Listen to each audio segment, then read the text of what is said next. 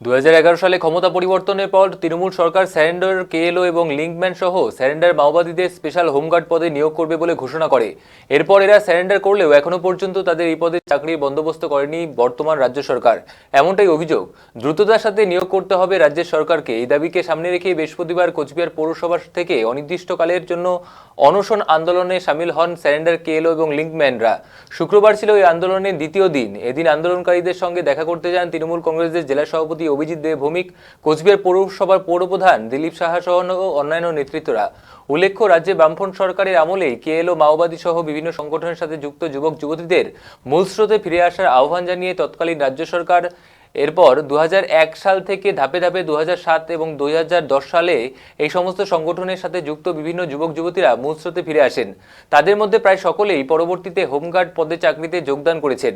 2011 সালে রাজ্যের ক্ষমতা পরিবর্তনের পর তৃণমূল সরকার স্যারেন্ডার কেএলও এবং লিঙ্কম্যান সহ স্যারেন্ডার মাওবাদীদের স্পেশাল হোমগার্ড পদে নিয়োগ করবে বলে ঘোষণা করে। এরপর এরা স্যারেন্ডার করলেও এখনো পর্যন্ত তাদের এই পদে চাকরির বন্দোবস্ত করেনি সরকার বলে অভিযোগ। এদিন অভিজিৎ দে ভৌমিক জানান, পূর্বে রাজবংশী সম্প্রদায়ের কোনো লোক নিজেদের নৈতিক অধিকার নিয়ে দাবি পূরণের জন্য আন্দোলন করলে তাদের বাম সরকার মিথ্যে মামলায় বন্দী করত। 2011 সালে ক্ষমতায় আসলে মুখ্যমন্ত্রী আন্দোলনকারীদের মুক্তির ব্যবস্থার পাশাপাশি তাদের পুনর্বাসন করা হয়। যারা বাদ পড়েছেন তারা কেএলও লিঙ্কম্যান, তাদের দাবি যথাস্থানে পৌঁছায় তার ব্যবস্থা করার পাশাপাশি তাদের আন্দোলন থেকে সরে আসার আবেদন করেন তিনি।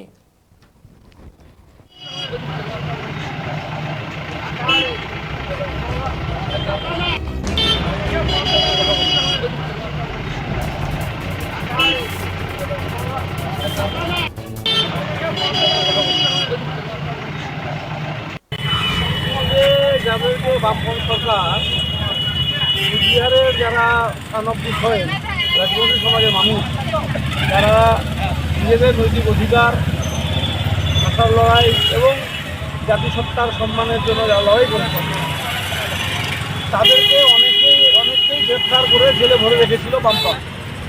এবং পাড়ায় পাড়ায় সিপিএম তখন পুলিশ ক্যাম্প বসিয়ে মানুষদেরকে অবস্থা করেছে আন্দোলনকারীকে। কেএলও লিঙ্কম্যান এদেরকে ধরে এনে কখনো সময় মিথ্যে মামলাতেও অনেকে জর্জরিত করেছে। 2011 সালে যখন সরকারের পরিবর্তন আসে, মাননীয় মুখ্যমন্ত্রী বেশ কিছু আন্দোলনকারীদেরকে সত্যভাবে এবং তার মধ্যে বংশীবদন বর্মন সহ ভেটারেন নেতারা যেমন ছিলেন, তেমনি অনেক কেএলও জঙ্গিদের যাদেরকে জেলে ধরা হয়েছিল তারাও বিচার ব্যবস্থার মাধ্যমে তারাও কিন্তু ছাড়া পেয়ে এসছে। পরবর্তীকালে তাদের পুনর্বাসনের জন্য মাননীয় মুখ্যমন্ত্রী যারা ট্রেনিংপ্রাপ্ত কেএলও ছিল তাদের প্রায় প্রত্যেকে কর্মসংস্থানের ব্যবস্থা করেছেন।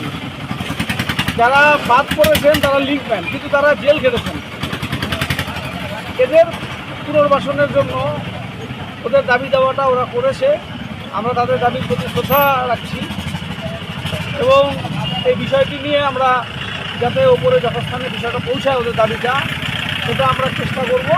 পাশাপাশি যারা এই অবস্থান অনশনে বসেছেন তাদেরকেও আমরা অনুরোধ করব তারা আন্দোলন থেকে ফিরে আসুন এবং একটা আলোচনার রাস্তা যাতে প্রশস্ত হয় সেই চেষ্টা আমরা করব।